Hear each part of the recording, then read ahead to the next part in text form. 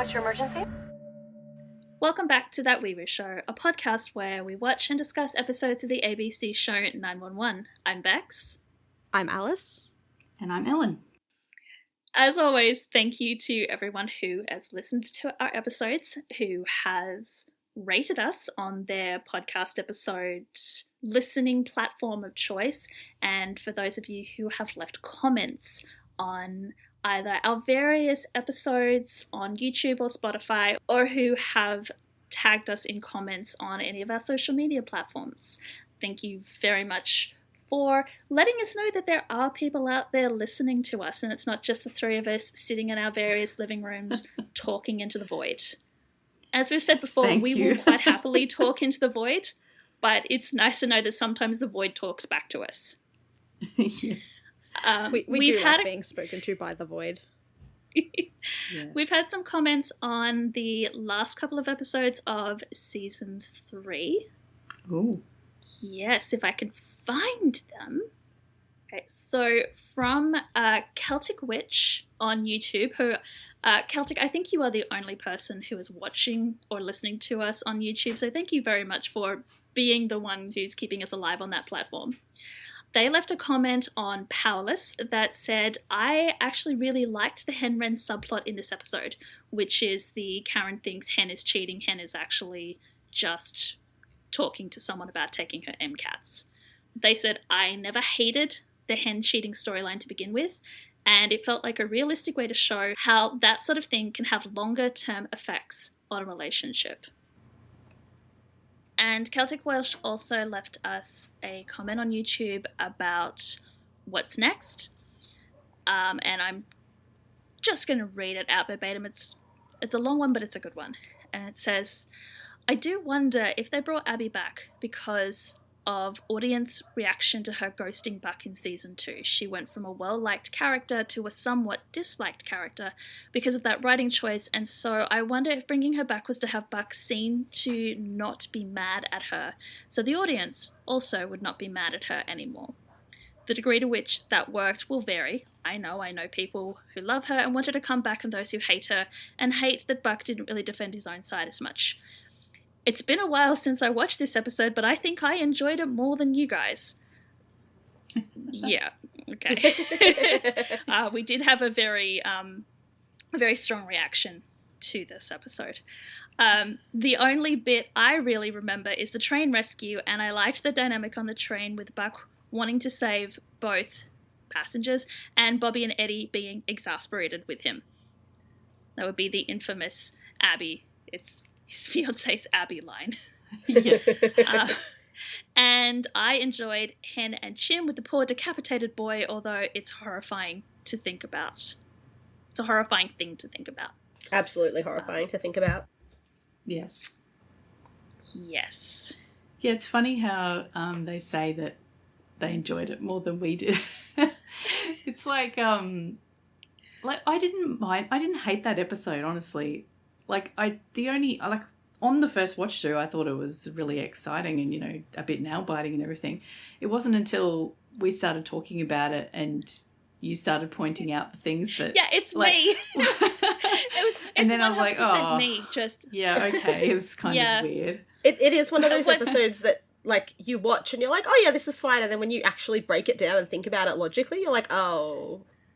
Yeah, okay. So I saw this video from Jason K. Pargian, who is an author who posts on, I think he's on TikTok, but I always see him in Reels on Facebook. He just keeps popping up. We're old guys. Yeah. I don't have TikTok, but for some reason I still look at Facebook. I don't know why. It's a cesspit, honestly. I do the same thing, yes. It's worse than Twitter, honestly. Yeah, it's shit. But it's a good way to keep in touch with people who I don't see all the time. But anyway, yes. Yeah, okay, I just aged myself there. Anyway, this guy, he often has pretty good opinions on stuff which are entertaining.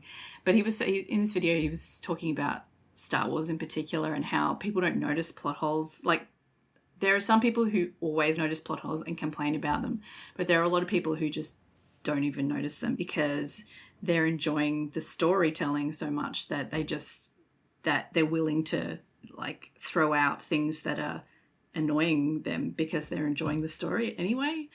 And I guess it feels a bit like that when you first watch something on a surface level, you could be really enjoying it. But if you start noticing things behind the actual story itself, like technical things or whatever, then the storytelling is not up to scratch. You know, the storyteller isn't doing their job when properly. we're watching it to vibe, then it's fine. But when we're actually trying to be critical of it, we're like, oh, this isn't good.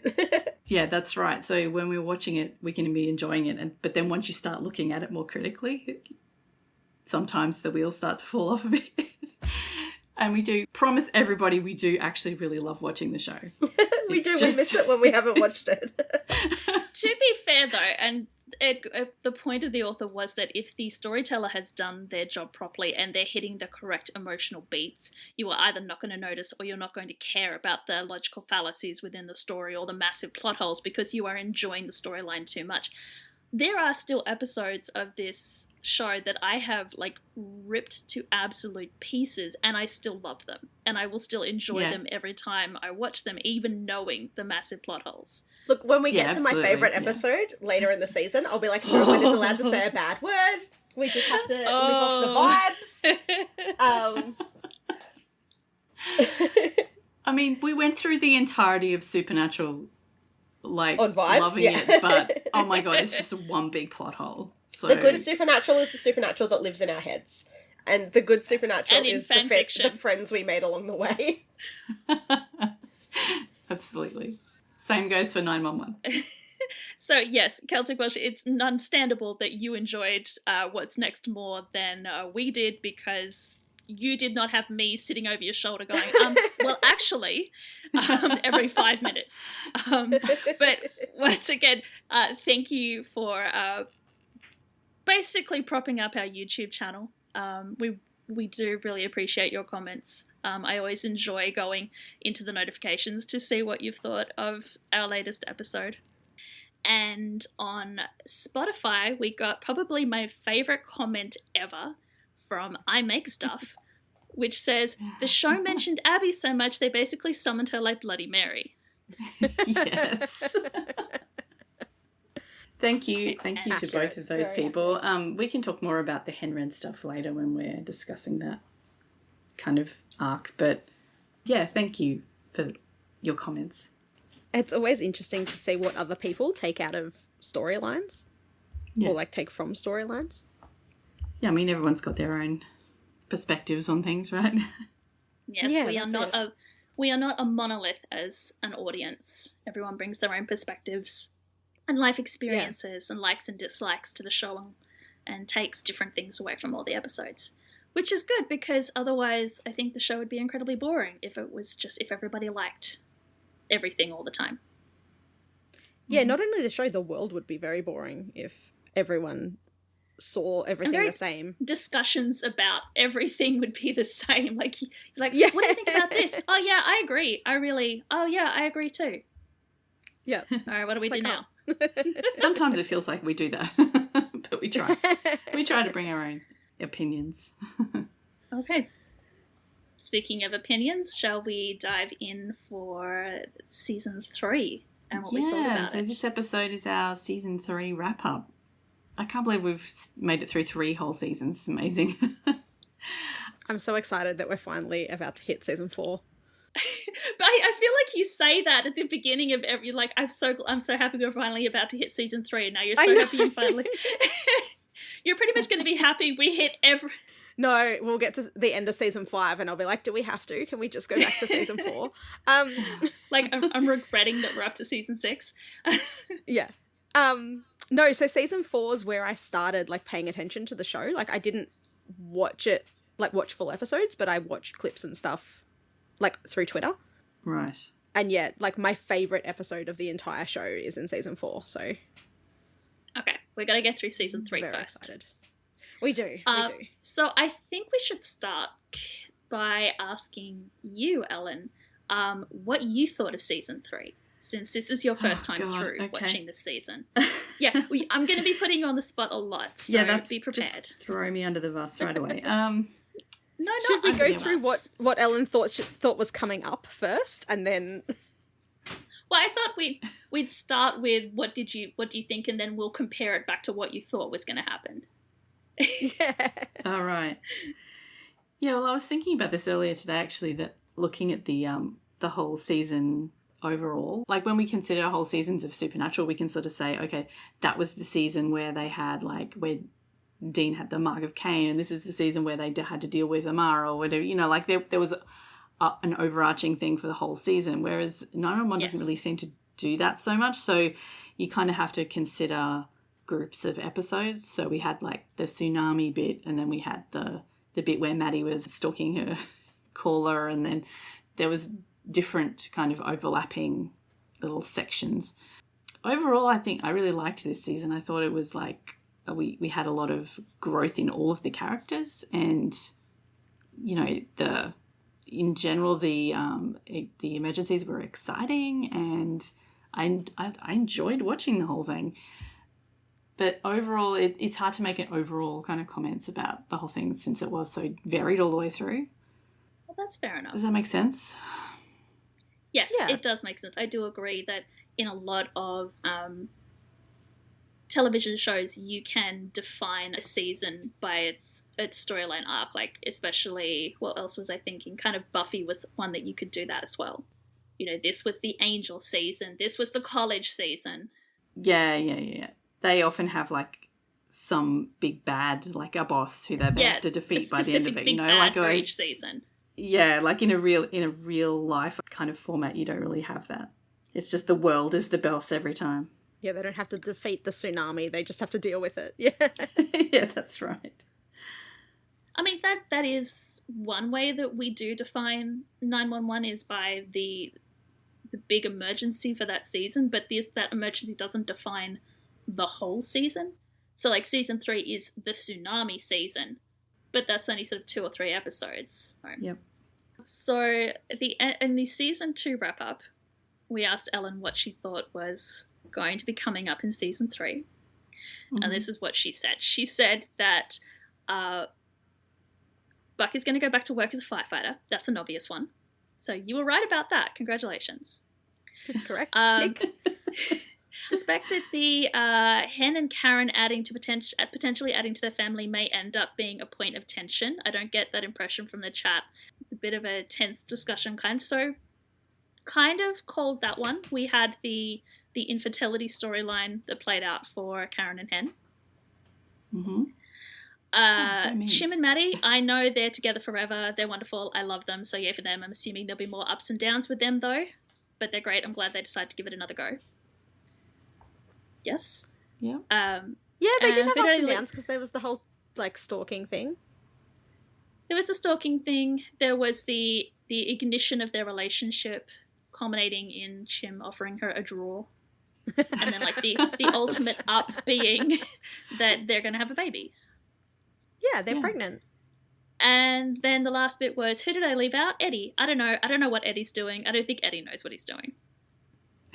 Which, yeah, Fight Club is still current. Yes. So well done. I think that was a good guess at what was going to happen in this season. Okay, good. Go me. And moving forward, I'm not entirely sure what's going to happen for season 4, except that there's going to be a lot of Buddy involved, apparently. Well, see, I was at the end of this, I was going to ask you, what do you think is going to happen in season 4? Except I kind of can't because you've already seen the first episode of season 4, so you know the answers to a lot of the questions that I was going to ask you. I have watched the first 2 episodes of season 4 already, which I didn't want to do before now, but I got sort of forced into it, and I'm not mad about it. But because I was missing the show, I'm like, I need to watch an episode, and it was really nice to go back to it after a couple of weeks. So I was going to ask you things like, what do you think is going to happen with May's storyline? What do you think is going to happen with Athena's storyline? And what's going to happen with their storylines now. I mean, I kind of guessed because she does, say to Maddie, actually, when Maddie asked her about going to uni, and she's like, well, actually, I had something I wanted to ask you. I'm like, oh, she's going to go to the 911 dispatch. And okay. sure. See, but that's not a guess anymore because that's what happens. I know that's what happens, but I did guess that might be coming. Yes. Well done you then for guessing that. Like, I mean, it was telegraphed so clearly. I mean, it was quite obvious, yes. But I don't think there was anything else in the first episodes in season 4 that there was a particular surprise. Anyway, we can talk about that next week. But yes. Yeah, for More the on that next season, no, I'm guessing if we're going to do this now, and I'm going to tell you what my predictions are.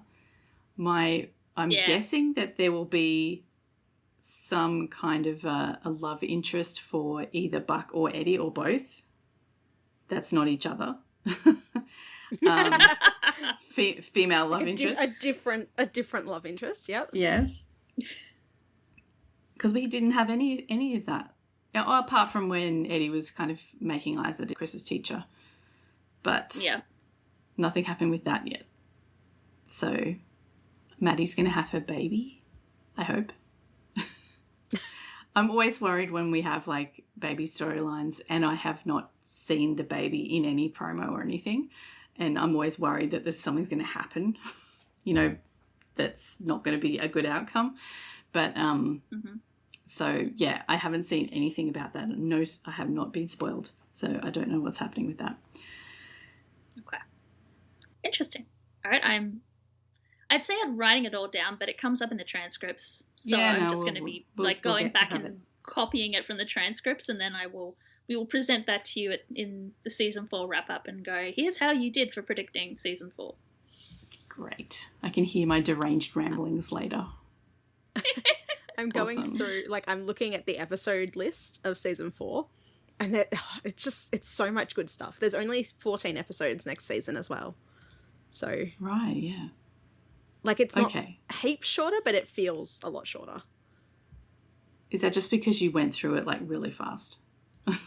Like when you watched it the first time? No, well, we're missing 4 episodes from, because normally it's 18 episodes in a season, but it's only 14, so. Actually, one thing that I was expecting, and we get it in next episode, is the COVID storyline. So we knew that at the end when they finished filming season 3, COVID had just kind of started and they finished filming before with all the lockdowns. But then season 4 will be, actually portraying COVID in the show. So I'm looking forward to seeing how all of that plays out in the show. It feels such a long time ago now. A bit of 5 years ago nostalgia already. Yeah, it's interesting because when it was happening, it was so current and so many TV shows put it in their seasons. And now looking back, it's why did they do that? Well, there were some TV shows that just completely ignored it and just pretended it didn't happen at all in their universe. Yeah. But yeah. But I rewatched Superstore recently and they have a whole season of COVID too, and I'm ugh. We already lived through this. Yeah, we're over that. Rewatch it 5 years later. Yeah. I mean, it does date it then. You can. Yeah. It was that era, definitely. But anyway, we should talk about season 3. We should talk about season 3. We'll have plenty of time to talk about season 4 when we're actually watching season 4. Watch me, I'll be oh my god, season 4 is my favourite, and then as soon as we start breaking down the episodes, I'll be this episode fucking sucked. Why do I like this season? Why am I watching this show? Well, interestingly, when we're looking at season 3, and as you know, one of the usual questions we ask in our wrap-up is what is your favourite, what is your least favourite episode of a season? And going through season 3, I actually struggled to find a least favourite episode. Or an episode that I hated, because I did too. I know... Yeah, because we've done season 1 and season 2, and there have been episodes that I've actually been frothing at the mouth out about how much I hate them.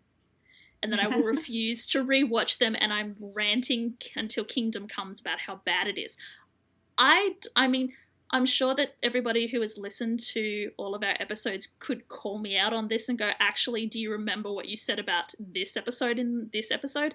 But I don't remember hating an episode with a fiery passion in season 3. I'm going through the list and same, there were some that had stupid moments, definitely. Yeah. Yes, but like Ellen was saying, there were so many small storylines and small story arcs that overlapped that even if it was an episode that like 75% of it sucked, it still had another storyline in it that I really liked. And so I would go like, okay, yeah, I don't particularly enjoy this part of that episode, but I really liked that part of that episode.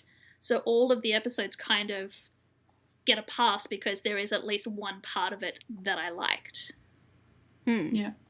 I just looked at one and I was like, maybe that one. And then I'm just like, no, not that one. Because I Yes. liked the start of that. Yeah. Yeah, I think that's the strength of season 3 is that it had a very, I don't know who was in charge of the writer's room for this one, whether they actually managed to get a good season arc going, but each episode played nicely into the next episode and it became a very cohesive season as a whole. It did. There's yeah. only one episode that I really think kind of is like, this one is not like the others.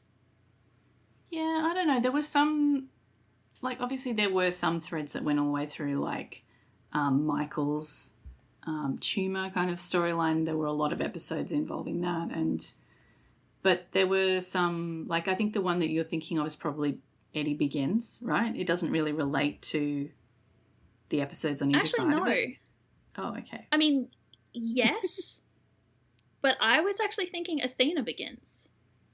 Yeah, okay. I feel like Yeah. Athena Begins could have gone in any season, in any part of any season. I mean, episodes that rely really heavily on flashbacks are like that anyway. I think because they Yes.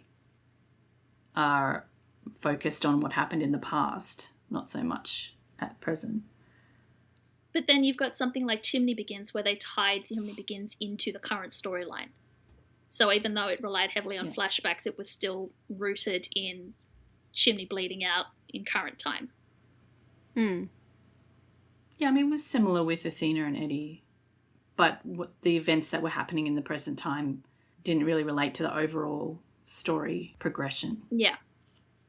Yeah, I think where they put Eddie Begins worked really well because it was after the 2-episode arc of, like, the hostage situation, like taking of Dispatch 911, because that obviously ended, like, that started at the end of the episode previous. And so it finished off that arc, and then we went into Eddie Begins, so it didn't have to be tying back. Wasn't that before that? Hang on. No, I'm I gonna think open my list of Eddie Begins is episodes after again. Dispatch 911 because we were making jokes that Ryan was off doing B-roll during the taking of Dispatch 911. Oh, that's right. Yeah, you're right. Sorry. God. Yeah, so we Ellen. had Pinned, which is the one where they had, like, Chimney and Maddie had the date, which was real cute. And then after the date, Maddie walks back into work and on the phone with Chim, and that's where the the hostage that's where the situation hostage starts. situation starts. Yeah. And then we have Taking of Dispatch 911, where obviously it continues and wraps up. So do we want to talk about some of these season arcs that were in, like the short kind of few episode arcs, Yeah. just to remind us what we actually had in this season? I think this season, most characters got at least one decent story arc. Nobody got left behind. Well, except for Bobby. I think Bobby got left behind a little bit. I mean, he was there a lot, but Yes. there was not a lot of, like, I suppose, Bobby-centric episodes this season. Yeah, season 1 and 2, he had a lot. Yeah, he was very dad in this season. He was everyone's He dad. was very dad in this season. Yeah. Yeah. Yeah, so season arcs, we had Buck, who started off recovering from the fire truck, crushing his leg. So he obviously was out of action for a bit. He got caught in the tsunami with Chris. He then went through the lawsuit arc and the grocery store fight with Eddie. Well, that falls into the lawsuit arc, the lawsuit era. Yeah. Yeah. And then Red showing him sort of his future and ending with Abby coming back. Yeah, that's interesting because the tsunami and the lawsuit stuff was all in the very beginning of the season, and then the Abby stuff was right at the end. So there was like this period in the middle where Buck was just the what does that mean person, you know? Yeah, this season, like, the whole start was Buck. And then it ended on Buck as well, which is interesting. Yeah, because he was injured and out of the team. Yeah, so the lawsuit, like, the way that you guys had been talking about it, I expected it to be so much bigger than it actually was. Because it was only a few episodes, but, like... It's like 2 episodes, I think, yeah. It's kind of never come back again in the rest of the season.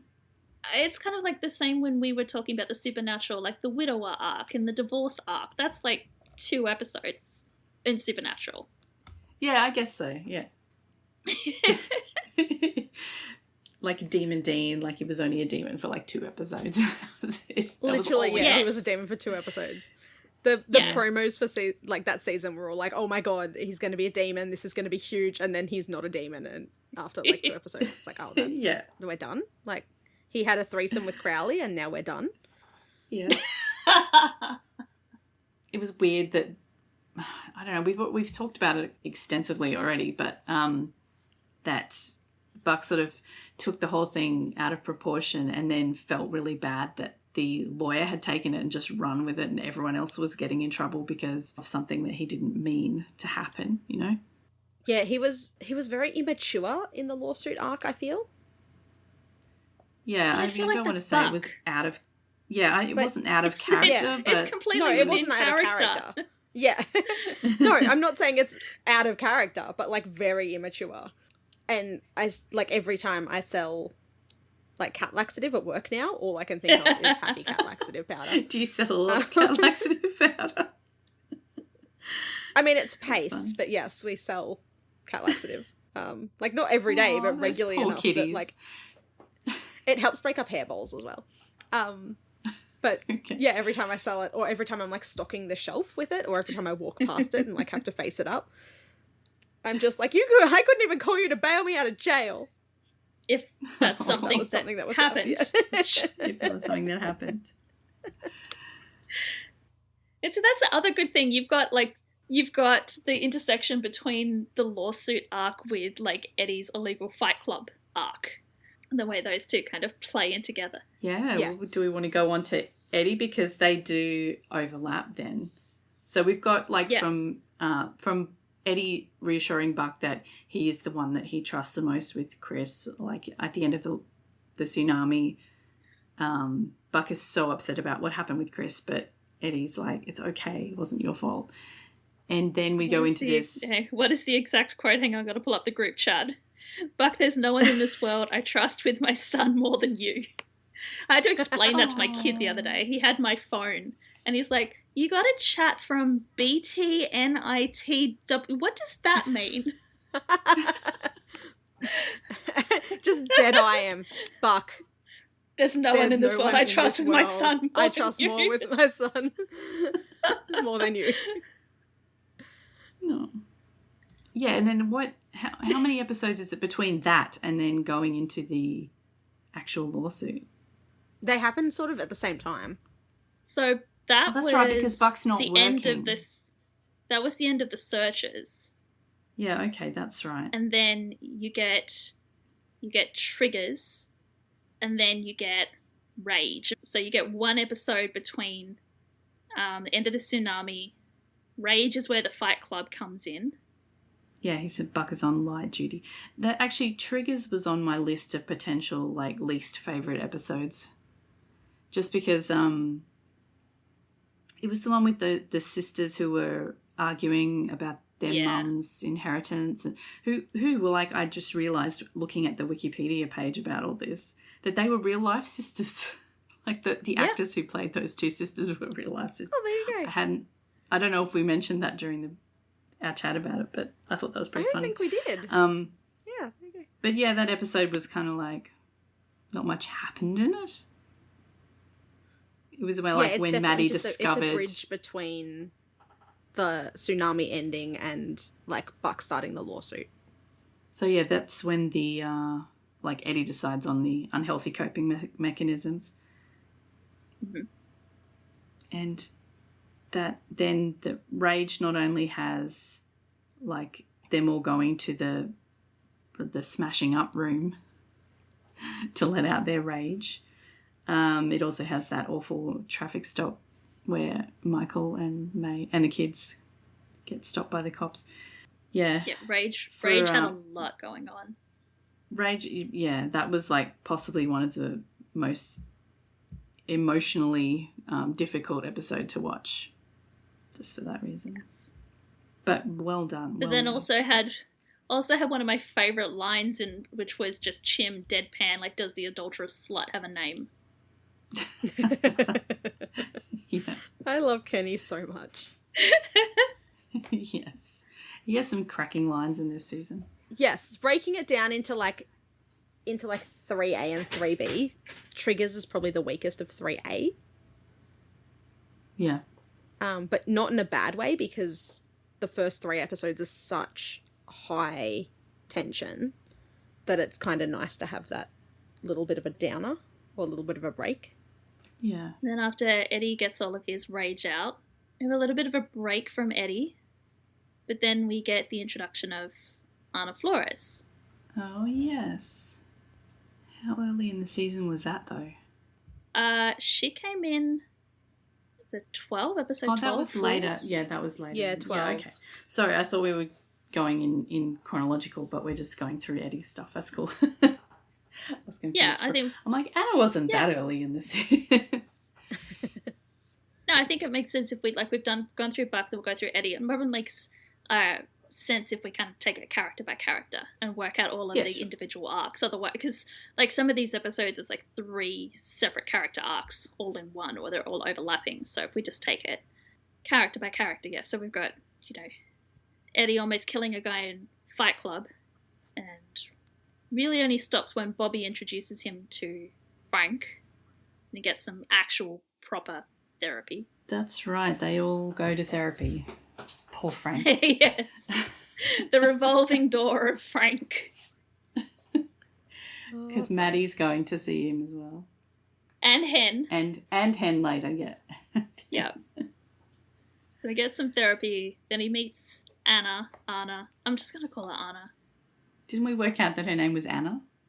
Yeah, but I'm still just going to call her Anna. I don't care. Okay. She's Anna in my head. Which is the first time we've actually seen Eddie interact with a woman on this show. What about Shannon? Because we've had... Well, Shannon's different. Shannon was his wife. The first time we met her, she was his wife. Shannon's not a woman, she's his wife. No, but, I mean, think about every time that previous to meeting Shannon, there were multiple opportunities where women were, like, throwing themselves at Eddie. And he's, like, brushing them off. He's not been interested. Like, oh, no, I at all, can't. yeah. I have a kid. And the woman's like, oh, I've got a kid too. And Eddie's like, fuck, that was supposed to work. But now he doesn't have the hindrance of a wife back in Texas or California or wherever she was. And so they've decided to dangle another woman in front of him. Then we discover he really doesn't have game when it comes to women. I mean, through this season we discovered, like, I felt like in season 2, I mean, Eddie was new, but we barely got any time with him. Whereas in this season we've seen a lot more of him with Chris and, like, in his past and how he's dealing or not dealing, as the case may be, with losing Shannon and all that's come out, I guess. Yeah, Eddie Begins was incredibly important to sort of flesh out Eddie's storyline. Yeah. Yeah, I feel like we definitely needed Eddie Begins before his story post Shannon could continue. Yeah, yeah. Like, it gave Shannon the needed backstory as well to put her at rest respectfully, rather than, Shannon dying and then Eddie being like, oh, I'm going to go bang someone new. I think maybe now that you've seen Eddie Begins, you probably have a little bit more context as to why Alice and I had the reactions to Shannon that we did. But yeah, I mean, I thought it was great that they fleshed out that story a lot more, like, between them. I mean, both of them have been through so much. Like, I just would like to hug them. Yeah. Yes. Individually. Oh, I'll take a joint hug.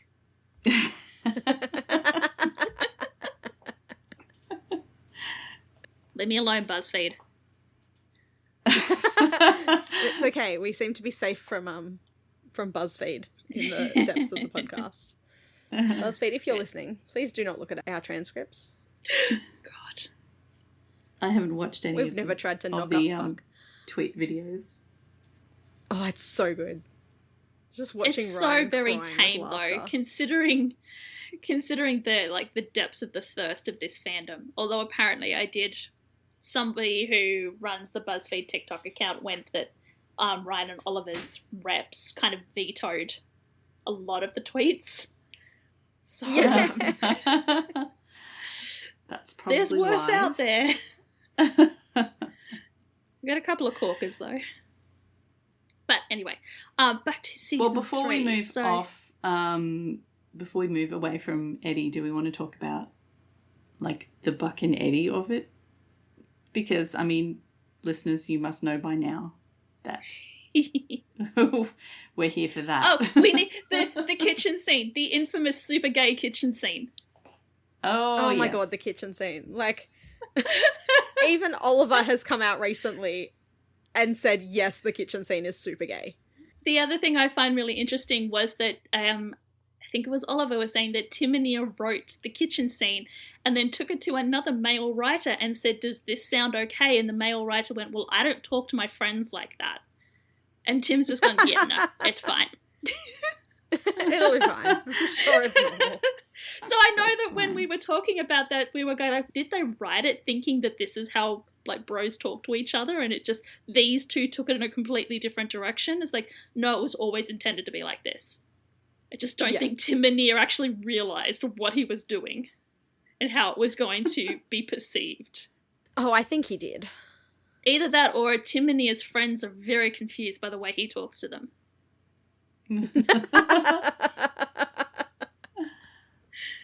But yeah, so we go from like, Buck, there is no one in this world that I trust with my son more than you, to, do you want to go for the title? No, to arguing in the supermarket. Oh yeah, Yeah, don't forget the yeah. arguing in the supermarket. The separated fathers arguing over custody and arrangements in the supermarket. To, do you want to go for the title? Oh, Then we also get in Eddie Begins Buck being treated like a grieving partner and trying to dig to Eddie with his bare hands. Yeah, the Oliver literally trying to dig his way through the dirt. Yeah. With that same like high-pitched panic that we heard when Christopher went missing. Yeah. And we also have to like honorary mention to the blocking for monsters when they had Eddie and Buck literally separated on camera while they were still fighting. Oh, yes. Yeah, that was amazing. Yeah. Yeah, great shot.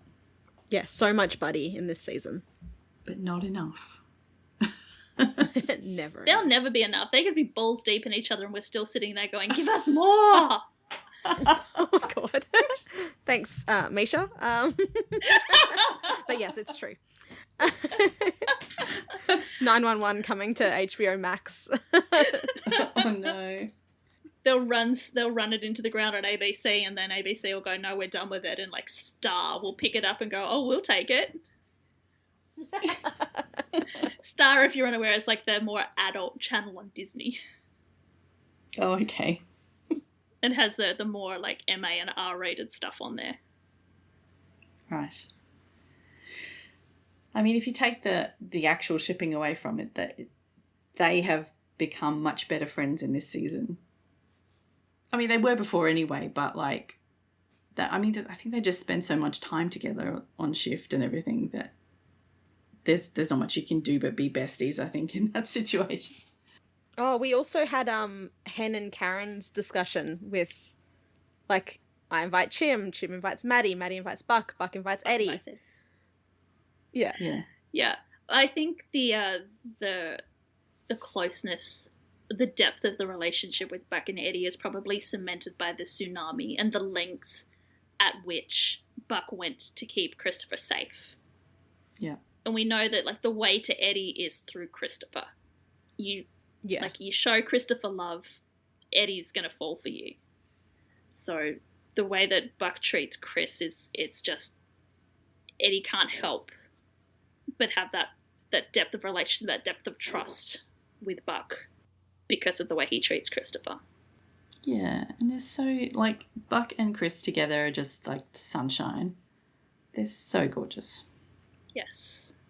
Although I think that's just Gavin. I think Gavin is so cute that no matter who he's with, he's just going to light up the scene. Yeah, I was looking through, thinking about all the different characters and thinking about who was my favourite for this season. And I'm like, can I just pick Chris? Because he's just like, yes, every scene he's in is just like so lovely. So sunshine. You can pick Chris. He's adorable. And we get the skateboarding in this season as well. Yeah. Yeah. All right. Who's next? Should we talk about Henrietta? Okay. Hen and Karen had a lot of ups and downs this season, as predicted. Apparently she was very not hormonal. not a lot of ups and downs, but like some. Because we did have all of that trying to conceive arc. Poor Karen with her hormonal. We had the Karen high on hormones for the first couple of episodes. Yes. And then we had the losing of the embryos. I'm not really sure how to describe that because it wasn't a miscarriage because she wasn't pregnant. Yeah, no, they just weren't viable. The fertility treatments didn't work. The pregnancies weren't. Yeah. And then Hen's reaction to that, like, not her finest hour. Understandable, but not her finest hour. Yeah, and then it all sort of got swept under the rug when Hen then went and had the accident in which the cellist was killed. Yes. And then Karen immediately went, oh, you know what? I'm not upset anymore. I need to look after you because you're upset. Only one character's allowed to have trauma in a relationship at a time. So it's Hen's turn for the traumas. So Karen's not allowed to have trauma anymore. Yeah, Hen's got the trauma stick now. The trauma stick. I'm sure it does happen like that though. Like if you're having trouble with something and then a person that you love is then struggling, you can snap out of it and help them. Like that's fine. Oh, but 100%. I don't think it's super healthy, but it's like we've discussed in this previous episodes, this show has this thing for giving characters trauma and then just dropping the trauma when it's no longer serving the storyline. Like we don't want to keep lingering on the trauma. We're over the trauma. You had the trauma, now just move on so we can get on with other storylines. So it felt like, yes, I think that you are correct in that if this was in real life and you are struggling with some deep emotions and your spouse suddenly has an emergency situation, you would like suck it up and you would push down your emotions so that you can help your spouse. Just in the context of other storylines that we've seen on this show, it just did not read very good. No, it felt like she just got better. Yes. That doesn't happen really. But the same as like Hen just got better after her trauma. Yeah, well, I felt in a way Hen did, like after that, her storyline did progress in like a really positive way because then she doubted herself a lot. And then she, over the next, 10 episodes or however many were left after that, it was quite a large proportion of the season actually. But then she became a lot more confident and decided that to go for her medical training. It's like 8 episodes between Malfunction and then the one that got away. And I mean, Chim played a big part in that because he kept reassuring her that she was, she was definitely competent and she could get through this. And then later telling her that she was brilliant and whatever, then he did get a bit sulky when he realised that this meant that she might actually be leaving him. But he was there for her. I did appreciate that they had that storyline where Hen caused Evelyn's death and then like doubted herself and doubted her confidence and appeared to kind of just brush it off. But then when we got to the one that got away and we got the gentleman from the fire who later died in hospital because the doctors didn't listen to Hen, the writer for that episode, David Fury, had a callback, had Bobby say to Hen, it's not just Anton, you're also still thinking about this other patient from like 8 episodes ago.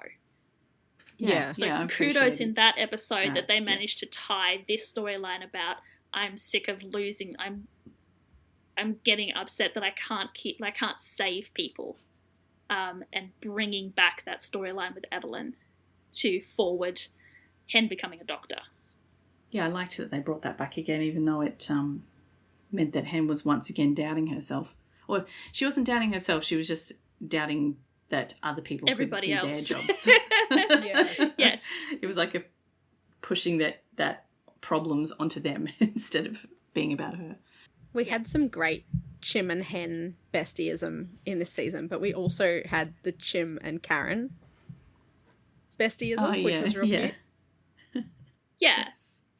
So, like, once again, we get the Hen cheating storyline. But, as Celtic Witch said, I mean, that's a plausible plot line because of Hen's... It's like Chim said, like, she would never cheat on you except for that one time that she actually did cheat on you. So, like, it's plausible that they would keep bringing that back up. But I will happily... It's definitely realistic that... Realism in this show? But yeah, I will happily sit through a cheating storyline if we get drunk Chim and drunk Karen together. Because Kenny and Tracy were amazing in that scene. Yeah, love They them. were very love funny. them so much. Betrayal. But I mean, it does make, like, even though we were, at the time, we were sort of, like, saying that, did we really need this kind of storyline in there? It is realistic in that, like, Karen's trust in Hen would have been tried, I guess, by the whole thing. And no matter how much they make up and say that they're not, she's not going to do it again, Karen's still going to have those doubts. But I think the main thing that I had reservations about was the fact that they just, after they discovered that it was the doctor who she was meeting to talk about the MCATs, that was it. Like, there was no other resolution of that. It was just like, oh, you weren't cheating after all. Oh, well. I feel like maybe there should have been slightly more to that. But maybe they didn't have room in this season, and that's okay. We can just pretend that it happened outside of... Yeah, I'd rather the Chimney and Karen drunkenness than, like, a drawn-out conversation. We can probably also, and I'm sure that the intention is, we blame it a lot on the amount of alcohol that Karen had had. Yeah. Yeah. And then we also, to sort of round out the Hen and Karen storyline, is after they're struggling to conceive, they decided to foster. And so we started the Wilsons as a foster family storyline. With the adorable Nia.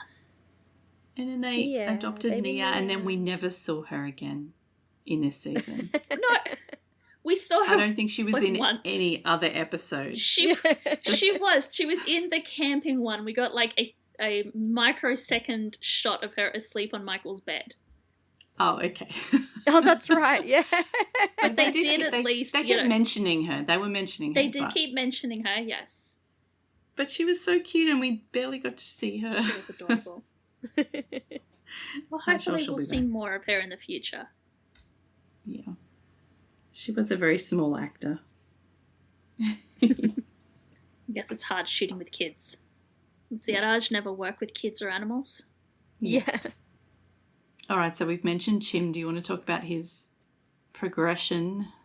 The main thing... Okay, so he and Maddie, obviously, we can talk about Maddie as well, but she has her own things going on. So I think one of the things we were worried about with the end of season 2 was that Maddie had been through all that stuff with Doug, and that she was sort of dealing with the trauma a little bit, but we weren't sure how soon they would kind of drop that. But no, in this season she has gone on to struggle with it to start with. And, she went to see Frank and everything, and it did come back into her, like, making her struggle even with her relationship with Chim, in that she was jumping to conclusions about that 911 call that she decided to go and stalk the lady and whatever, which created some tension with Chim. Is it this season as well where Chim, like, drops the thing, or Maddie drops the thing and she, like, jumps and... Yeah, it was triggers. She drops a plate and then immediately immediately goes into fawning behaviour, but then when Chim tries to reassure her and he reaches out to touch her, she flinches as if she assumes he's going to hit her. So I think that was nice that they brought that back. And then it also, with her discussion with Chimney, when he tells her that he loves her, and she says, look, I feel exactly the same. I literally can't say the words to you now because those words have been tainted by how I use them as a shield with Doug. Which then became a really nice sort of way to feed into the Taking Dispatch 911, where she uses those words. I say, like, I've literally just told you that I only say those words in bad situations, and now I'm saying them to you now. Please understand why I'm saying them to you and get my message. Yeah. Yeah, it was a really, like, I really liked the way that they did that. Like, super obvious, but also really realistic. Like, you know, words do lose certain meanings like that. Yeah, I mean, there's no telling how trauma is going to manifest for you if you can get triggered by just about anything. But yeah, I was glad that they didn't just completely drop that and it came back. And she also had the scene with Frank where he took her back to Big Bear.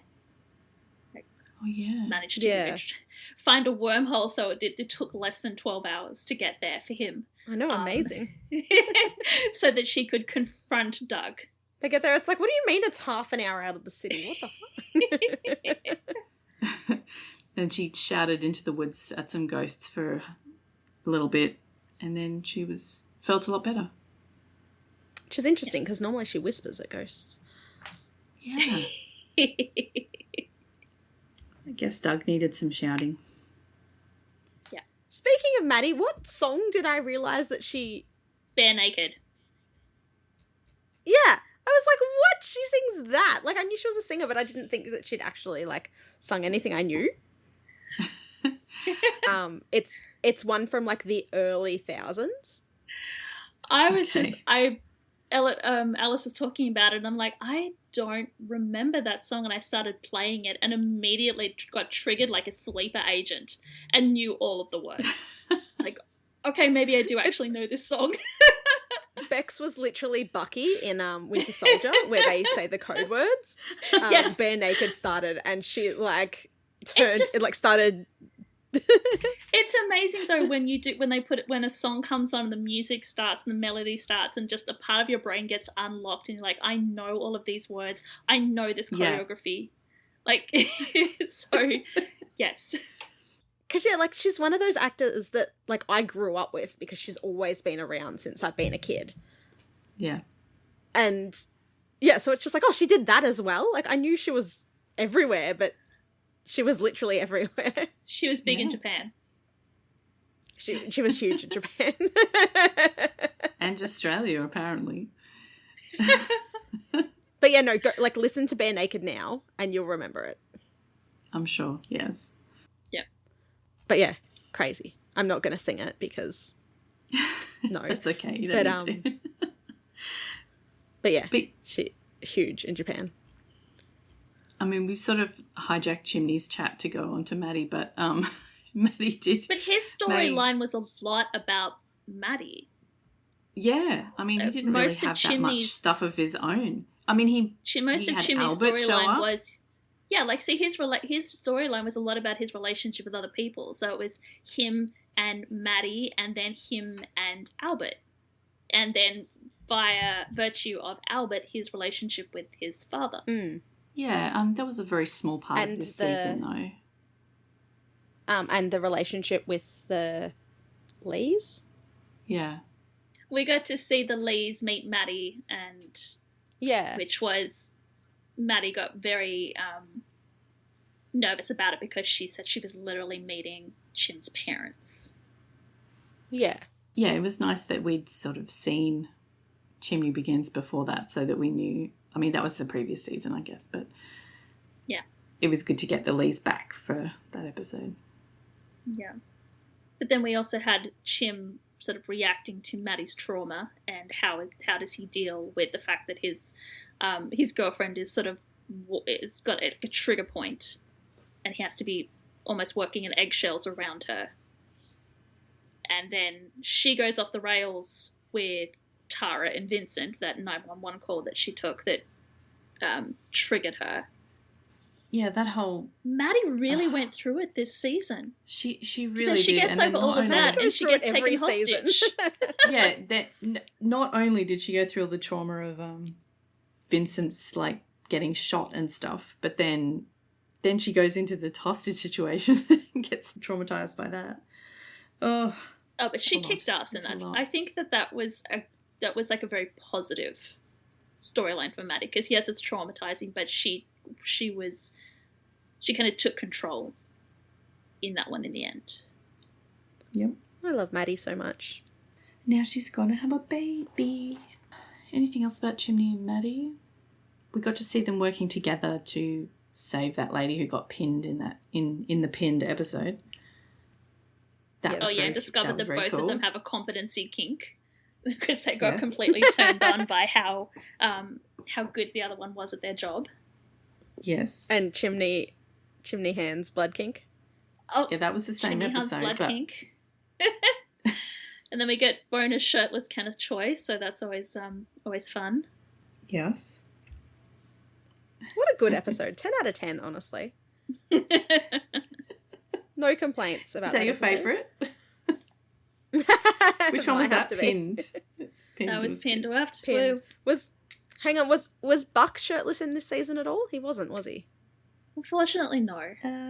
No, not even so, yeah, it's going to have to be pinned then. No, but we had some... No, Ryan is. So he had a wet shirt on. Bex has some... Oh, he did have a wet shirt on in the tsunami. I feel like we have to cut the tsunami out of the favourite episodes talk, because otherwise it's just, like, that's not fair. Because it's such a good arc. All right, let's finish off the last couple of characters, and then we can talk specific episodes. Yeah, let's keep going with characters. So we've done Chimney, keep met the his thirsting brother. to the minimum. Then I don't know what I'm going to say in this episode. Okay, we're done with Chim. Yeah. Yeah. I'm never done with Chim. I mean, I love him. He's got some absolutely amazing, comic relief, basically, in this season, because he doesn't have a lot of storylines that are just his. Most of them are related Chimney to and other people, the as you Crows. said. Yeah, Chimney and the Crows. But Chimney and the being the Crows. comic relief is just great. The Crows, amazing. Well, Chimney General has been through enough one-liners. horrors. Give him less horrors just for a minute. Yeah. Okay, who's left? We've got Michael and Athena. We got They go Michael together. Athena. Did we actually go into Bobby? No, we didn't Bobby- really go into Bobby, except to say that he got turned into the Incredible Hulk for one episode and then didn't. But he was just there being supportive dad to everybody. He was supportive dad. Getting pissed off at Buck. We did find out that he was a figure skater. We found out he was a figure skater. We found out he went to camp and he can yodel. Yep. Yeah. That's pretty much it. But yeah, he was very much the support of everyone this season. Especially Michael. I think he and Michael had very close ties in this season. They did a lot of bonding. Bobby and Michael besties. Yeah. Yes. What would Bobby and Michael's ship name be? Michael? Michael. Is anybody shipping them, or are they just the epitome of bros? This is the internet. Surely people are shipping them. I'm sure that they are, but I love their bestieism. I love their bestieism. They're great. They're actually the strong male friendship of the show. Yes. Not like Buck and Eddie, who are terrible besties and great as a relationship. Why is Archive of My Own not looking me in? I'm sorry, are we boring you that badly that you're looking up fanfic? No, I'm trying to find out if there's Michael and Bobby fanfiction and it just won't log me in. Okay. Oh, don't go there. Don't go to that place. So Michael went through it this season. He definitely went Michael through it. definitely went through it this season. So the poor dude had a brain tumor for pretty much the entire season, which turned him to a sassy little bitch whenever they're entertaining the masses. There was that. But also he started out by walking kind of drunkenly through a shopping centre and then walking through a wall, like a glass window. After that, he seemed quite lucid the whole time. Apart from the fact that he turned up in Athena's bed. After that, he was fine. He used it as an Yeah, 'cause excuse. I'm Yeah, gonna- once he knew what it was, it was I'm going to fine. assume that he was on copious amounts of medication. So, like, up to Christmas, he says I he guess. wasn't sleeping. He was having the sleepwalking, which is like sleep disruption. So I'm assuming that once he started the medication for the tumours, they probably gave him something that knocked him out at night so he was actually sleeping, which might help the headaches a little bit and the, waking up in Athena's bed. But they Yeah, didn't okay. actually go into it that much. No, all we had from him was, he's not, I don't want to say he's not a main character because he is in it quite a lot to be a main character, but we only get little snippets of what he was up to. Like, we didn't see him a lot, except in the episode, like, right at the start where they had the traumatic, The rage the episode. traffic stop. Yeah. Yeah. That incredibly difficult scene where we saw him try to teach Harry what it means to be a black man in America. And how, as a black man, he needs to change his behaviour, which was very difficult to watch. Yeah.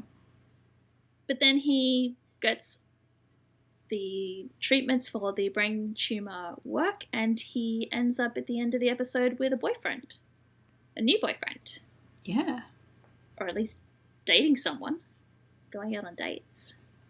Yeah, that's good because he really needs to, like, stop going over to Athena and Bobby's all the time. He seems to just be there all of the time. Yeah. Yes. Well, his Which is wife fine. and his bestie are there, so Yeah, and he was single and, but yeah, he anything needs else some to hobbies do, of his, but, of his own. Hobbies that don't include destroying Athena's fire pit. Oh, God. Yes. I mean, Bobby was all for that, to be honest. Like, he was like, on board completely. He had some issues to work out, so yeah. Because that was, he'd just listened to his wife get assaulted over and over on radio for reasons Oh, for God, drama. Nothing but the drama. So yeah, he needed something to take his anger and his frustration out on. So why not a pile of bricks? Yeah, I mean, like we say that Bobby didn't have much this season, but he really went through it too. He went through it because everyone else went through it. You can't be Yes. a support person for everybody without getting some trauma of your own, I guess. Right, it's like when at the end of the season 3 finale where Buck is proposing something stupid and Bobby says, I can't be sitting by another bedside. Because pretty much that's all he's done all season is like sit by people's bedsides. He's reached the end of his Poor Bobby. coping. Which then kind of leads into Athena's storyline for this. So she also went through it quite a bit this season. She very much went through it this season. Yeah, a lot of old pain come up for her, right? Yeah, she wasn't directly involved in the traffic stop, but she had to witness after the fact and have to confront after the fact that her family had gone through this. And then we get Athena Begins. Yeah, amazing episode. I think we also really well done. We also met the Carters this season for the first time, which is Athena's parents. Was that this season? I think we Was that this didn't season? we have. I Or think did we meet saw them her. in I think we saw season her 2? mum at least in, or maybe her dad as well. I can't remember. No, I'm pretty sure that was in season 2. That was when we season first 2? met them. Probably. Like I said, it's hard to separate them sometimes. But I know we had her come back this season because Bobby redeemed himself by calling Beatrice in Athena Begins. Yeah. Yeah, no, it's the second season that we meet. Okay. And then once, if going through a traumatic traffic stop and then having to revisit the trauma of your fiance dying wasn't enough, then we have the realtor rapist storyline, and Athena having the crap kicked and hit out of her. Literally going through it by Yes. being beaten within an inch of her life. Bless her. Yes. And having Yeah, her that was husband hard. hear all of that. And then the line where she thought that she was dying because Bobby thought she was dying. Like, she was fine until she saw Bobby, and then when she saw Bobby's face, she's like, shit, maybe I'm in worse shape than I thought. Ugh.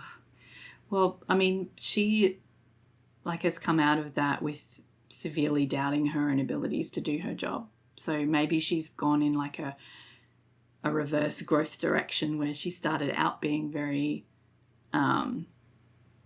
sure of herself and, like, gonna go in there and do what she can no matter if she's got backup or not.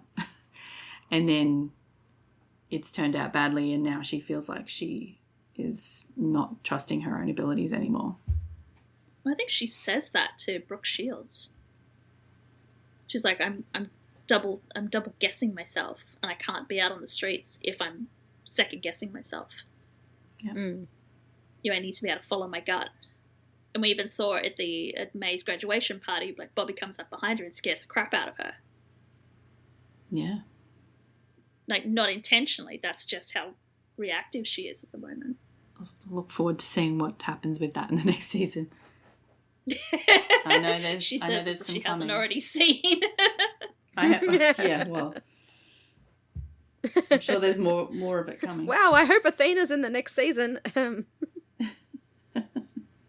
Okay, before we get on to sort of discussing the highs and lows in specific episodes, we did get some comments from, if not listeners of the show, people who have watched 911, and they shared their thoughts about season 3 sort of as a whole. So maybe now would be a good time to share some of those comments that we received. Sure. Yeah, friends of the show. Or at least friends of the show. If they're not actually listening to the show, they're friends of us. Yeah. So we got a good review of season 3 from our good friend Nana T. Yay, thanks, Nana. Who actually managed to binge through the entirety of 911, I think, while we were doing season 3. So she's now catching up on the podcast slowly. But yeah, so once she finished season 3, she sent through the review.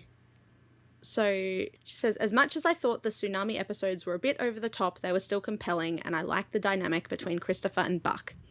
It felt like the whole thing was a setup to show Buck in a hero role, but ultimately became a showcase for his self-esteem issues, which, coming from Supernatural fandom, is something we are familiar with. And then in brackets, Dean Winchester.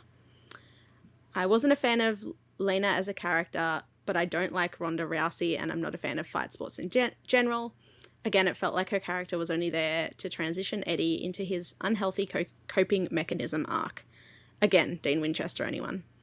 My favourite side character would have to be Josh. Why are all the sassy gay sidekicks always called Josh? Apparently in the originals, there's a sassy gay sidekick called Josh. Buck's lawsuit was telegraphed from the moment the lawyer was introduced, and it felt inevitable. I felt that the hurt the team felt was underplayed, and I know if it was me, I would have left him in the cold for much longer than he was. Maddie's domestic violence arc was personal in both season 2 and season 3 for me, and touched some nerves. I was devastated for her, and I could see how her personal experiences led her to stalking her caller and befriending her under the guise of trying to protect her. Doing the wrong thing for the right reason is never going to work out well. Worst episode was Monsters, the Crows, and the guy in the windshield just felt like a gag that went too far. Best episode was the taking of Dispatch 911. I loved that it was focused on the call centre and not on the firehouse team. I really wanted Josh to have his revenge on his arsehole catfish attacker. I would also like to say that the cliffhanger at the end of Powerless was a close second, just that last few minutes, because it was a good surprise. I was in the pro-Abby camp. I didn't like that she left so abruptly, but I could see why she did. Who doesn't love a dramatic return? However, I did think the reveal of her fiancé to Buck was a bit cruel. Bucks, they always leave me history, but at least he got some closure. Wow. Great comment. Thanks, Nana. Yeah, thank you so much, Nana. There's when you a get lot here, there. Eventually. Yeah, when you eventually listen to this episode. We didn't mention Josh before. Josh was great in this season. Like, he had a lot of small, I don't know, storylines, I guess, that added up to just a lot of fun. and a lot of trauma for him too, like being beaten up by his date. Like, all those things were pretty awful. But he got his own back. But again, in the that end, was so.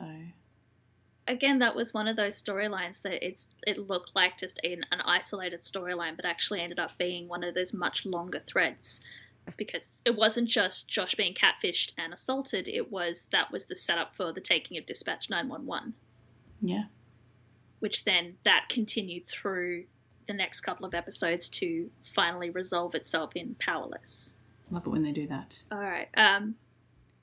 Actual friend of the podcast, Kira, who we've mentioned before because she pretty regularly responds over on Blue Sky.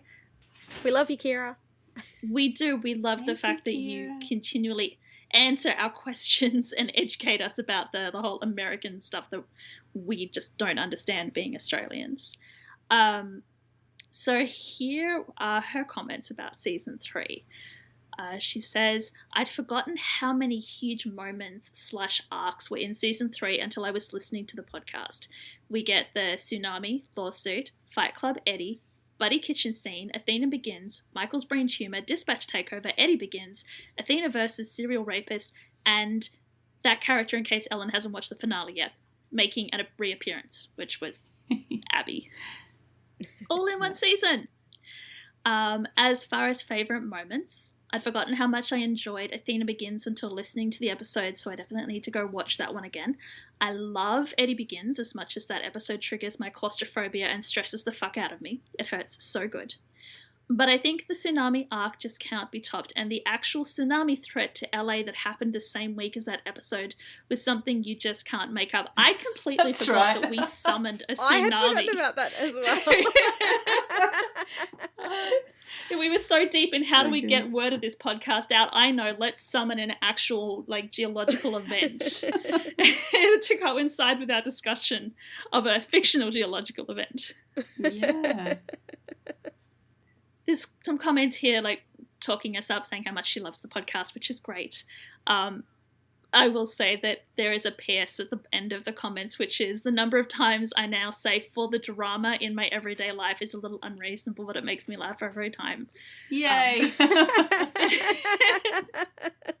I've started saying it too. At work the other day, I said something about for the drama, and I was like, oh God. I really need to upload those stickers that we were thinking of doing. Yes, you made a sticker. We totally put it on Redbubble. We make jokes about when we're watching episodes, we're going to take a shot every time someone says the episode title. I think that if someone were to turn our podcast into a drinking game, take a shot, everyone says for the drama, they'd be out from alcohol poisoning. I mean, it's a very dramatic show. Yes, we do have a for the we do have a for the drama sticker. Which if you twist our arm, we may make available. I want one. I will upload it before this episode airs, possibly. Ooh. Thank you, Kira, for your comments. Thank you. We love you. We do love you. Okay, so we have a message from Beckett. Thank you very much, Beckett, who says... I think the Christopher arc in the tsunami is really compelling and a theme I don't feel like is explored very often. My best friend has a 3-year-old boy and I'm super present in his life and have him alone all the time. Something happening to him on my watch is my biggest fear. I would be beside myself with guilt just like Buck was. We see a lot on TV of parents blaming the person they left their child with, and I don't think it's always realistic. So it was incredibly refreshing to see a story focusing on Buck's grief, his efforts to find him, his willingness to take responsibility for something that wasn't his fault, and then Eddie grounding him and saying, hey, he loves you, I trust you implicitly. None of this is your fault, and you did everything you could to keep him safe. It was an incredible moment for their relationship and for solidifying Buck, Eddie, and Chris as a unit. So related, what are you guys' favourite similar family bonding arcs or moments from the Buckley Diaz's or another 911 family dynamic? Great question. Great question. Also a really good comment because he's right. We don't see that side of it very often. There's a lot of blaming, friends and, severing the relationship, whereas this strengthens it. Yeah, I mean, in a way, I feel like if it had had a bad outcome in the end, it probably may have gone a different way. But because Chris was fine and it all turned out okay, I don't know. I don't know if their relationship would have survived very well if it had all gone badly. But thank goodness that did not happen. But as we've said, 911 doesn't hurt children, so nothing was ever going to happen to Chris. Yeah. Chris was always destined to be fine. Bonding moments. I think the first one that came to mind for me, and it's the one that I'm going to go with, is Maddie and Buck's pinky promise at the end of the one that got away, where Buck is like pouring his heart out to Maddie, and the entire episode he's talking about Maddie leaving him, and he's always the one that gets left behind, and Maddie promises him that she will never leave him behind. He will always have her, and they pinky promise over his kitchen table. Oh, yeah. That's really sweet. And that may be just because that's like one of the last episodes, so it's the freshest in my mind. But I could think of lots of Buckley Diaz moments throughout the season, but I think that Buckley sibling moment is probably the strongest, and it's my favourite.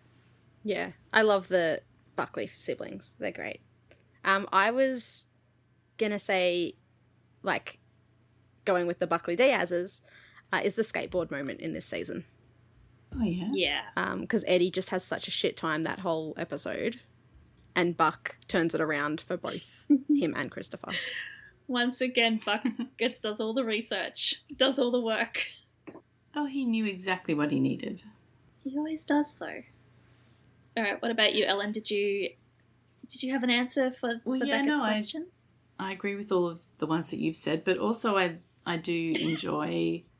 I like the fact that Bobby and Athena and their kid, and Athena and Michael's kids have their family dinners together, and Michael's included as well. Like, I know that I joke about Michael always being there all of the time, but it's really nice to see that at least Athena has gotten over her feelings of betrayal of him, leaving her, and just included him back in the family when they're having their family dinners and moments. So that feels very wholesome. Like that family dinner where both Bobby and Michael are interrogating May's boyfriend. Yeah.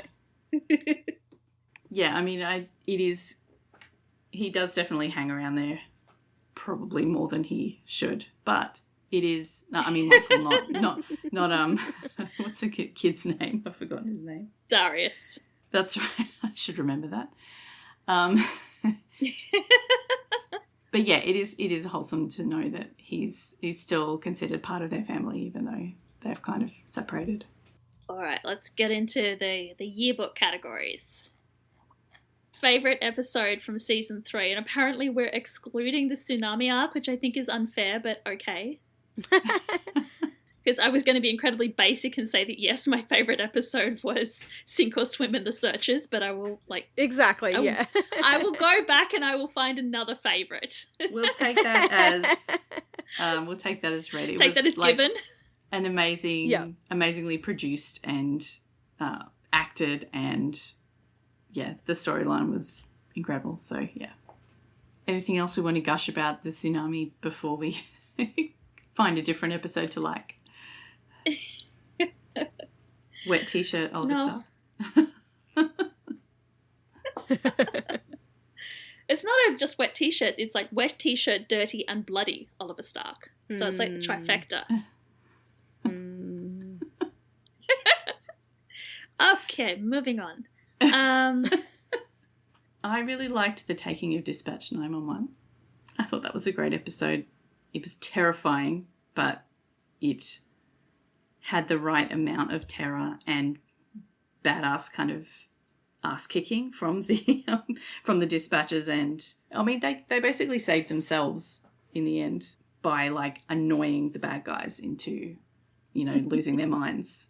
And then the actual SWAT team came in after they'd taken over. So I don't know, it kind of made a moot point in the end.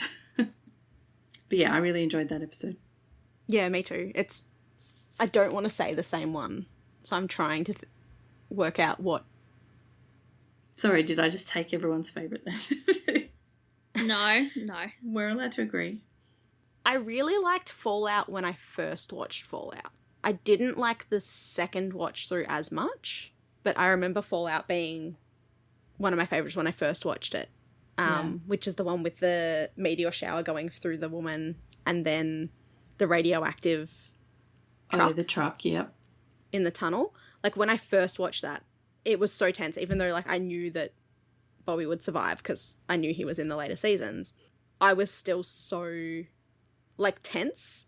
And then the second time I watched it, I was like, oh, this is kind of boring now. Like, I don't know. I was really disappointed the second time I watched it because the first time I remember just being so tense. Yeah, okay. But you knew what was going to happen, so you were... Yeah. Like, whereas, like, the tsunami, even though I knew what was going to happen, it was still tense the second time I watched. Yeah, so I guess probably Eddie Begins, if not Taking of Dispatch 911. Oh, actually, maybe Pinned. Yeah. I like Chimney and Maddie's bits of Pinned. I don't so much like the rest of Pinned. Because the rest of it's just like the bowling alley thing and the camping trip. So I'm going to cheat and say the Chimney and Maddie parts of Pinned and all of Eddie Begins. Yeah. Yep. I think Eddie Begins was a very well-made episode. Like, the flashbacks were great. Like, it was a difficult episode to watch in a lot of ways. Partly from their sad parts and the claustrophobia and just the terrifying being trapped underground. Oh, the poor kid. Like, again, that was one that I knew what was going to happen, but it was still tense. Yeah. Yeah. But, I mean, that's why it was such a great episode, partially because, like, it was so tense. Bex, which one have you got? I'm still checking. I'm trying to find the shirtless Eddie one. Okay, if I can't say Sink or Swim or The Searchers, I would have to say that I quite like Rage. Yeah. Despite how difficult, maybe because of how difficult it was to watch, it was a very impactful episode, a very eye-opening episode as far as Michael and Athena's storyline goes. But I quite enjoyed, and I think anyone who has listened to the season 3 episodes would know this, I quite liked Lena. I quite enjoyed her storylines, and I really liked the illegal Fight Club storylines, not just because we got to see a shirtless and bloody Eddie for a lot of it. But I think Rage was a good episode with lots of good, strong storylines because we had everyone being pissed off at Buck because of the lawsuit arc, and we had the supermarket scene, and we had the illegal Fight Club. That's right. The supermarket scene's in Rage, isn't it? Yeah. Yeah. So I think that's one of the episodes that sort of, now that I'm sort of thinking about it, it's not one that immediately jumps out as like, oh yes, that's one of my favorites. But as I'm just sitting down to watch it and I get into it, like, oh yeah, I really enjoy watching this episode. So yeah, final answer, locking it in. I'm going to say that if I can't have the tsunami arc, then I'm going to have Rage as my favorite for season 3. Good choice. All right, what about least favorite? Do we want to go there? Well, I don't know if we can go there. I would be interested to know if anybody could go there because I, like I said at the beginning of this episode, I don't think I can. Yeah. There are episodes that I don't like aspects of them, but there'll be other parts of them that I do enjoy, so it kind of balances it out. I think my least favorite. Because I had it at the start of the episode, and then I was going through, and I was like, no, because I really like the start of that. I was gonna say Seize the Day, but then I remembered that that's the one with Buck and Eddie on top of the fire engine, and I'm like, okay, yeah, it's not Seize the Day. Oh yeah. Because that's the one with the assistant, like where the assistant does the lunch run. Yes. And it's the whole, like, note thing. Yeah. Yeah, I hated that. And so I was like, oh yeah, and then like, But there and are- it has but like the there are bank other- rep injured and home repossession. But I loved the start of it. Yeah. And like the Athena part is good as well. Yeah, so there's no... I just like, hate that one, like, yeah. But I think that's why season 3 is so strong, is there's no, like, one episode that sticks out as absolute stinker. There are emergencies within episodes or storylines within episodes. Like, I hated the whole Tara and Vincent story arc. But they were embedded in enough episodes where enough other good stuff happened that I'm still happy to watch those episodes. Mm. Like, so for me, season 3, it's not my least favourite, but it's the one that I'll skip if I'm trying to get through the season faster, would be Athena Begins, just because it's not really included in that story arc. Yeah. Yeah, once you've watched it, you know what happens. Yeah. I don't hate it. I don't think it's a bad episode. It's just not one that I feel the need to rewatch. Yeah. What about what's next? Like the finale. It's We didn't not like the worst finale. We didn't really like the way that it was put together. My love for Abby kind of overrides how terrible I think the episode is. Like, I will yell and scream at how wasted Connie Britton is in that episode, but I will still watch it just because Abby is still there. Yeah. Right. I'll watch it just for the Abby. His fiance's Abby. His fiance's Abby. Yeah, I didn't particularly like. I think my least possibly favourite was Powerless, just because the Powerless was beating us over the head. But Mm-hmm. as we said, that episode did have like drunk Karen and Chim in it, so which was great. So I don't know. The rest of that episode was kind of annoying. Oh, it is too, yeah. Mm-hmm. Far out. So we had Athena getting beaten up and then drunk Chim and Karen. Yeah. Yeah, because Karen's that getting wasn't- drunk instead of going to the hospital to visit Athena. To visit Athena, yeah. That was after. Remember, that was the one that just kept not ending? Like, we got to part of it. Yeah. And we're like, this feels like it should be the Yes. end, but it's not. Yeah, that was the Return of the King Yeah. of 911. But wait. there's 51 more. million endings. Yeah.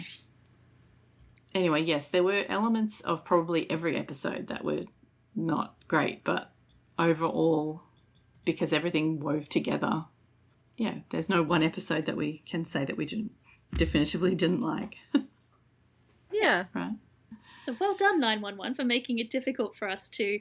Like, season 3 did not have a Calm as a Bitch, so, kudos to you. I didn't hate Calm as a Bitch. It was very thematically overwhelming, but it had some funny stuff in it. Was that the one with, oh my god, what's her name? The bitchy dispatch lady?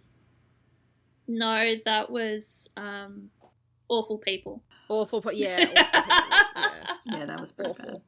Which is another one that I think we unanimously said Awful that was the People. worst episode of that season. But yeah, no, season 3, it's really good. A strong season. I was not wrong when I said I was excited for Ellen to get to season 3 because it's a strong season. It's really good. Yes. Oh my god, Yes. Calm as a Bitch was in season 1. God, that's... Yeah. Doesn't, oh, wow, okay. Far I out. know, it seems so long ago. Okay, moving on to favourite character. So I did Oh, not go back and goodness. check who we all said was our favourite character from season 2. So I can't tell you whether anyone has changed their minds. I'm pretty sure I know Alice. Alice's favourite character was Maddie. I'm pretty sure that hasn't changed.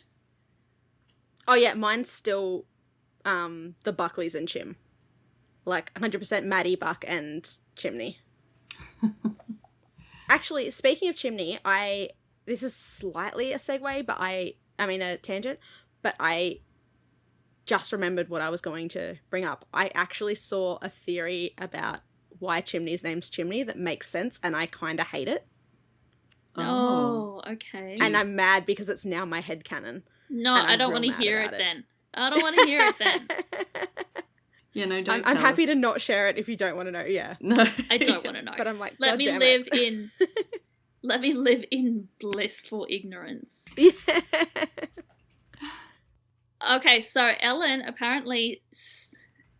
So season 1, apparently you said that you loved Chim, but you also loved Hen. And then season 2, you were the same. You loved Chim. Okay. I mean, I still love Chim, but he didn't have... Like, he had some great, like, one-liner pop culture kind of references in this one, although possibly not as many as previous seasons now that I think about it. But I was sort of thinking about all the different characters earlier, and I'm like, I don't know if I can choose just one that had... Like, I really enjoyed, like, Buck's, characterization this season. But, I mean, even he didn't have, apart from the first few episodes, didn't have heaps of, like, main storylines. Yeah. It's okay if you can't pick one. I mean...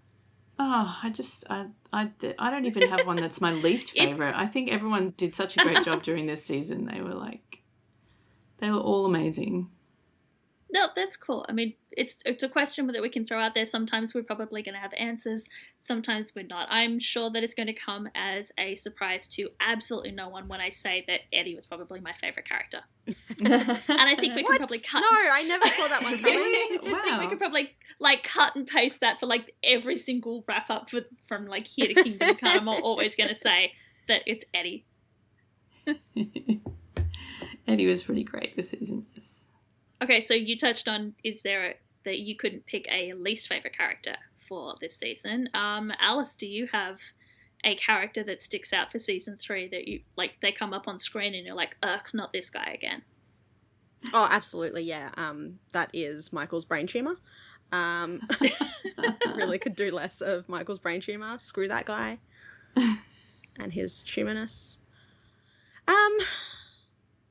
Besides fucking, what's his name? Greg? Yes. Yeah. Josh's, yeah, which I don't think counts. I thought he was a great bad guy though. Some of the other guys in that heist thing were Voldemort. were pretty shitty, yeah. We don't want them. Fucking Voldemort. The manager of the Amazon-esque packing warehouse. Are we going to do a least favourite emergency? Because I think that one was my least favourite. When he pees on the robot. We will do favourite emergencies. I don't think I have a real least favourite. Of the main characters, I definitely don't have a least favourite.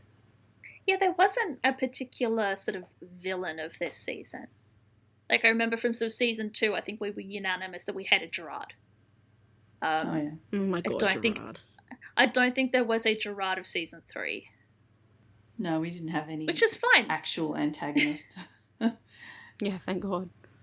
Just individual assholes in some of the emergencies. Yeah, but I don't think any of them sort of really stuck out, apart from Greg, that kind of really stick out as I hate that character. There's no Gloria. There's no Gerards, there's no Glorias. It's just, Yeah, I mean, even the guy who murdered Athena's fiance didn't turn out to be a complete asshole. Mum would like it known that the tsunami, real good. I mean, to be fair, the tsunami was really good. I mean, it is I mean, she's not wrong. The general audience remembers the tsunami. I mean, there is a reason that the general audience has kind of rated that as the highest rated episodes for number 1 as a whole. And I think it is the gold standard of season opening emergencies that the rest of the series try to live up to. Although, funnily enough, when you think about Tsunami as being the opening emergency, but it's not, because it doesn't kick in till episode 2. Yeah, that's right. We got a whole episode before that. We have to do the Phil Collins hit the fire truck episode first before we get to the tsunami. Yeah. Okay, so that's a good segue into what was your favourite emergency of season 3? And apparently we can't say the tsunami, so you need to think of something else. I liked the guys standing on the back of the fire truck. That was cool. Yes. That was my favourite emergency. Yeah, I was going to say that one is You can have that one as well. No, it's No, fine. I like the surfing of the fire truck. I enjoyed for the drama of it and the way that they set it up and the musical the cues. I really drama. like the hit the fire truck. Yeah, for Yeah. the Just drama. because, the way they used the Phil Collins song and timed it perfectly. Oh yeah, that was fun. Yeah, that's fun. I liked the I'm gonna steal another one because I just remembered about the crows. I loved that. Yes. Chim with the I did crows. love the crows. Yeah. Big fan of the I mean, crows. I didn't like that the boys were Sorry, throwing Nana. rocks at them to get them No. to move, but I liked that the crows fought back. Yeah. Yeah, I really liked the Eddie Begins emergency too, like the kid The stuck in little the boy. well. Yeah. Yeah. Like, mean- it was still stupid that Eddie had to move, like, stuff off the hole to find the kid, but It was very dramatic, very, very tense. but yeah, it was good. Like, it was very dramatic. I liked, even I know Nana mentioned this in her comment earlier, that the woman who ran into that guy and went through her windscreen and then she drove around with him in the windscreen for a couple of days. Yes. That was so ridiculous, but then we found out that it was based on a real story. So Yeah, it was based on something like- real, yeah. that was amazing. I've said that storyline and that episode is like my favorite of the Halloween episodes. Yeah. So I don't know if it's really like necessarily my favorite emergency, but I do enjoy that storyline just because of the way that it plays out over the episode and the fact that it's taken to be a Halloween prank, but then suddenly we realize it's not, and it's actually quite serious. Yeah, and I like that Buck's the one that fixes it, and that's what gets him back in the team. Yeah, that's right. But it's also what makes him realize the severity of like why Bobby's tired. Yeah, exactly, yeah. Because it is Yeah. actually, like, dangerous for him to do stuff. Yes. I think I'm going to say that my favourite, besides the riding on the fire truck, is Chimney and Maddie working together in Pinned. Oh, yeah. Like, it's so stupid that, like, they can't move the table and, like, it shouldn't have happened that way, but I love them working together. It's so stupid that she ended up in that situation in the first place. Yeah, If she'd exactly, stepped to the left Yes. instead of to the right, she wouldn't have been pinned, but okay. But Yeah. yes, them working together is But I good. love them working together, and it's great. Okay. New category for the season 3 wrap up is going to be we're not going to do the best, we're just going to go for which is the worst 911 call, like the literal call into 911 that they showed this season. So I have gone through all of the transcripts and I've pulled out every 911 call that is not in any way informative or helpful. So if you would like to peruse the list and pick which one is like so bad that you love it, or it's just like that is absolutely the worst thing I've ever seen. Oh my god, there are so many. I They're all good though. For those of you playing at home, there is 9. 1, 2, 3, 4, 5. There are 9 examples on this list. I've got my least favourite. And I think when this episode airs, I will put the entire list up on the episode post so that you can read through the list and you can pick your own least favourite 911 call. Yes. Yep, all right, Alice, you can go first. You've picked which one. Oh, my chef's been creamed. Like, I'm 100% sure that they only put that emergency in so they could use that line. And it was not a good line. So that's from episode 16, the one that got away. And that's the guy that Hen like holds onto his aorta in the ambulance. Yes. Yeah. Oh my god. I think the one that Right. I like, the worst one that I think for me is the robots they're attacking. Yeah. And not just because it's actually the worst emergency as well, where the guy pees on the robot and then it goes crazy, which is just the stupidest thing I've ever heard. That is hilarious 911 call as well. So that's from episode 8, Malfunction. So I like the bowling balls are bleeding. But I'm going to have to, which is from Pinned, episode 13. But I'm going to have to say that the one that takes the absolute cake is from episode 10, which is Christmas Spirit, when Lorna calls in and the first words out of her mouth are, "I'm blue." And the dispatcher says, feelings of sadness and depression are common. Let me direct you to the mental health hotline. Except it's not that she's, like, metaphysically blue. She is literally blue. She's a Smurf. She's literally blue. Yeah. Yeah. Oh, so silly. I mean, I'm surprised you haven't got one for every episode because, like, it feels like in every episode they have to have at least one that's just really stupid. Well, if you think about it, like, the first 3 episodes of the tsunami, so you're like, no one's making prank calls during the tsunami arc. Yeah. So that's taken it down to 15 episodes. But yeah, I went through every single one. Those were the only sort of stupid calls that I could find. Oh, well done, though. That's really great work. So I think we're going to keep that as a wrap-up category from now on. We're going to continue rating the 911 calls that get I like it. They get made. And I think to wrap up the wrap-up, this was a question that we got for the season 2 wrap-up, but I like it so much that I'm going to bring it forward to season 3, which is Fuck, Marry, Kill season 3 edition. Yeah. So I have picked 3 characters that we were introduced to in season 3, and we're going to fuck, marry, kill them. So, fuck, marry, kill, Lena Bosco, Albert Hahn, or Frank the Therapist. Ooh. Oh, I thought I had this, and then I just realised that it's season 3 versions of them, and now I don't think I have this.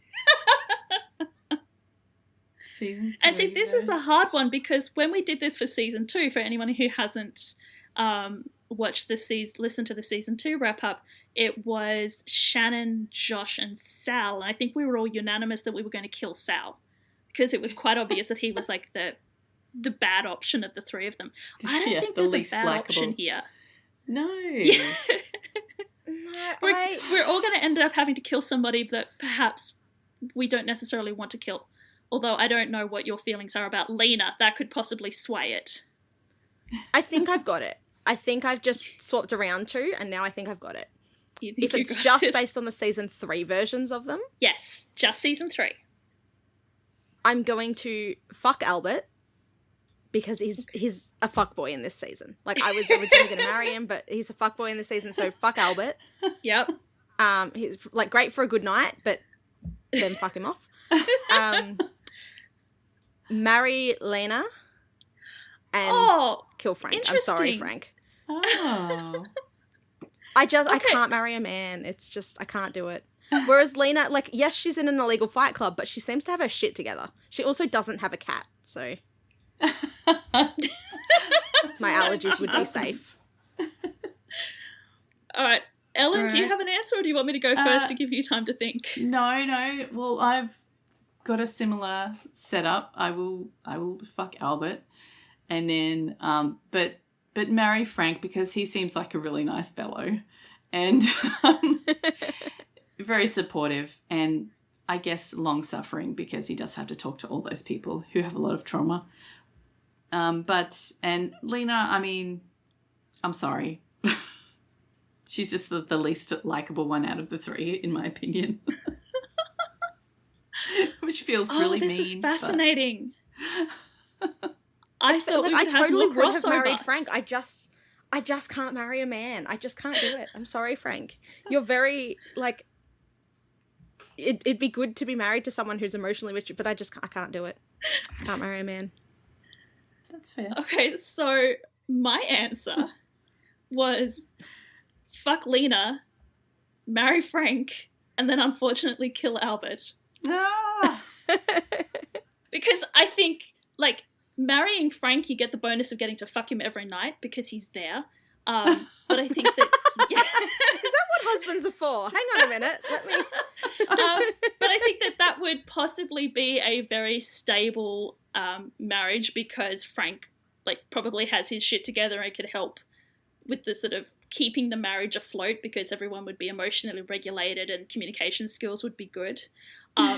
Lena, I think she would be an absolute firecracker in bed. Mm-hmm. I could be wrong. She could be like an absolute, Fight Club in the streets and then Pillow Princess in the sheets. I don't think she is, though. I think that the rage and the intensity that we see on the streets would translate to bed, so I think that would be great. Albert, unfortunately, he has to be sacrificed for the point of the game. Yeah. But I would let him down harsh gently. Game. Put him down gently.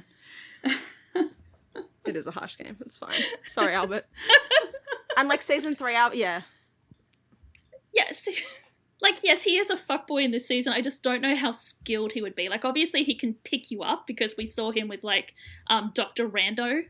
But I don't know what his performance level would be like. Whereas I think Lena, oof. Oh, that's why I'm marrying her. Yeah, 100%. She was originally my fuck because of the same reason, but I can't marry a man. Understandable. Okay. It would just make me sad. So this would be the part of the wrap-up when we would turn to Ellen and go, so Ellen, what do you think is coming up in season 4? But considering you've already started watching season 4, I don't know that I can ask that because you, already know. Well, we did say some of it at the start. Yeah, we did say that at the start. We have also already talked about it. Yeah, I'm sorry. I didn't mean to watch the first few episodes, but it happened. No, it's completely understandable. It must be very difficult, the fact that we're forcing you to only watch one episode a week. You know what? I was watching. Binge it. I started watching. We've been watching the second season of Andor, and I had to go back to the first season because there's so many characters and they're all doing their own complex stuff that I couldn't remember what was happening at the end of the first season anyway. And so I went back and binged a lot of season 1 in one go, and I'm like, oh, is this how it works when you're binging? It feels like a really different experience watching this, for instance, week to week and having to wait for the next episode a week later to then going and watching it all in one go. I feel like at some point I'm going to have to go back and just watch all of season 3 in one go. It'll feel very different, I think. Yes. I don't mind watching it week to week. It's fine. It's the authentic experience, right? Because it is the authentic experience. We're spoiled by streaming TV, aren't we? I think we definitely are. And it's changed the way that we're consuming media. Yep. Not necessarily for the better. Yeah.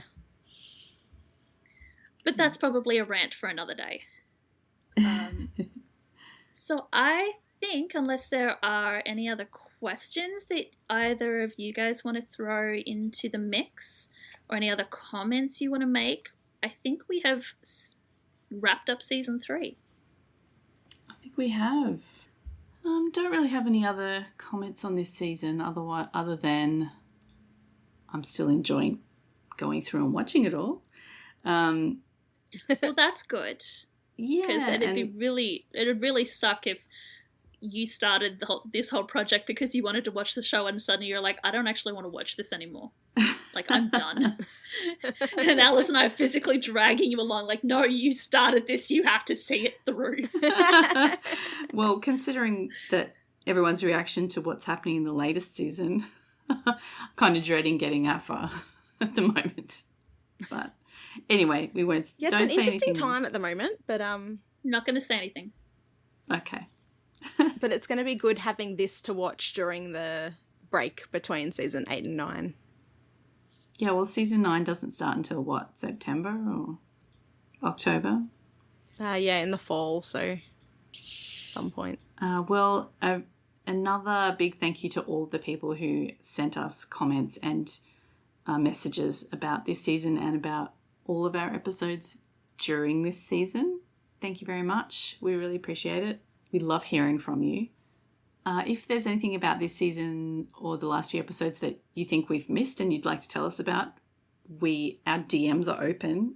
You can DM us or send us an email. They're so open, you guys. Or comment on Spotify or wherever on thatwewireshow.com. You can comment there. Thank you so much for listening to all of our season 3 episodes, and we will be back next week to start talking about season 4, which is called The New Abnormal. See you then. Bye. Bye. 911 is a fictional show, but many of the situations portrayed happen in the real world too. If any of the topics we've discussed in this episode have affected you, please know you're not alone. You can call or text numbers in your country for help. Just Google crisis support in your location to find out the number. If you enjoy our podcast, you can help us out by leaving us a review on Spotify or your preferred listening app, and by sharing our social media posts. Find out more at thatwewireshow.com.